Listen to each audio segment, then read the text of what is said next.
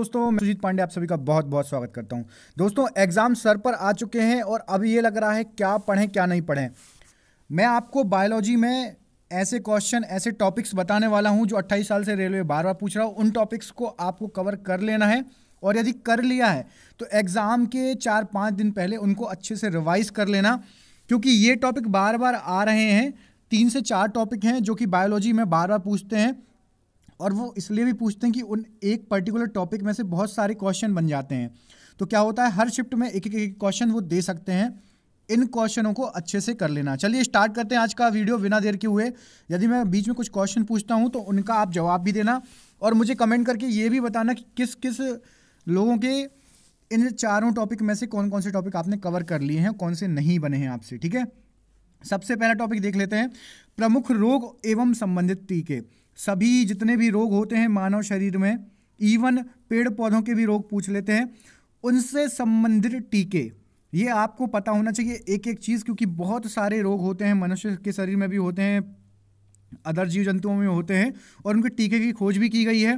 Plus किसने टीके की खोज की, वैज्ञानिक नाम भी पूछ लेते हैं। ठीक है, तो ये बिल्कुल रट लेना, ये आएगा ही आएगा। क्या आपने ये टॉपिक कवर कर लिया है? कमेंट करके मुझे बताइएगा। चलिए अगले टॉपिक पर बढ़ते हैं, जीवधारियों के वैज्ञानिक नाम। सभी के, मनुष्य का वैज्ञानिक नाम क्या है, गाय का वैज्ञानिक नाम क्या है, आम का वैज्ञानिक नाम क्या है, हर चीज़ का वैज्ञानिक नाम होता है, जो कि 28 सालों से रेलवे निरंतर पूछ रहा है। यदि आपने ये टॉपिक नहीं किया, मतलब आप अभी जो जीव विज्ञान है आपकी कमज़ोर है। जीव विज्ञान आती ही आती है, बायोलॉजी आती है, आप सभी को पता है, ये फेवरेट टॉपिक है। ठीक है, कमेंट करके बताइएगा मनुष्य का वैज्ञानिक नाम क्या है। ठीक है, और गाय का वैज्ञानिक नाम क्या है, ये दोनों आप मुझे कमेंट करके बताइएगा। अगला टॉपिक बताता हूं मैं आपको, मनुष्य रोग एवं उनके कारक। मनुष्य में कौन कौन से रोग होते हैं और किसकी कमी से होते हैं, किस विटामिन की कमी से कौन सा रोग होता है।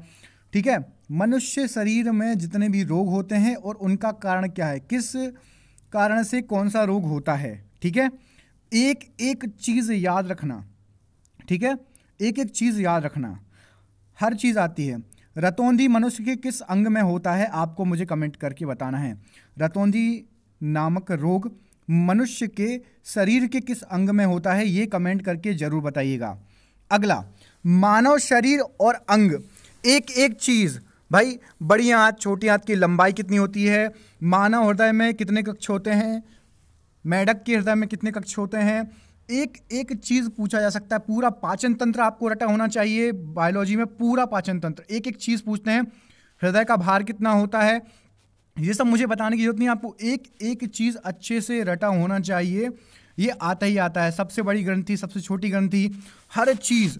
मानव शरीर आपको रटा होना चाहिए। यदि आप रेलवे का एग्जाम दे रहे हैं, रेलवे का नहीं, कोई भी एग्जाम दे रहे हो जिसमें साइंस आती है, मानव शरीर में इतने क्वेश्चन बन सकते हैं कि हर एक के शिफ्ट में एक एक भी डालें तो कम पड़ जाएंगे। बहुत सारे क्वेश्चन बनते हैं मानव शरीर अंग से, याद रखिएगा। तो आपको मुझे बताना है हृदय का भार कितना होता है, और साथ ही साथ यदि आपको केमिस्ट्री में जो पूछे गए क्वेश्चन टॉपिक हैं वो जानने हैं, या फिर आपको फिजिक्स में जानने हैं, या फिर मैथ्स में जानने हैं, या फिर रीजनिंग में जानने हैं, तो आप मुझे कमेंट करके बता सकते हैं। इससे पहले मैंने आपको करंट अफेयर्स में जो क्वेश्चंस पूछे जा सकते हैं टॉपिक, वो वीडियो बनाया है।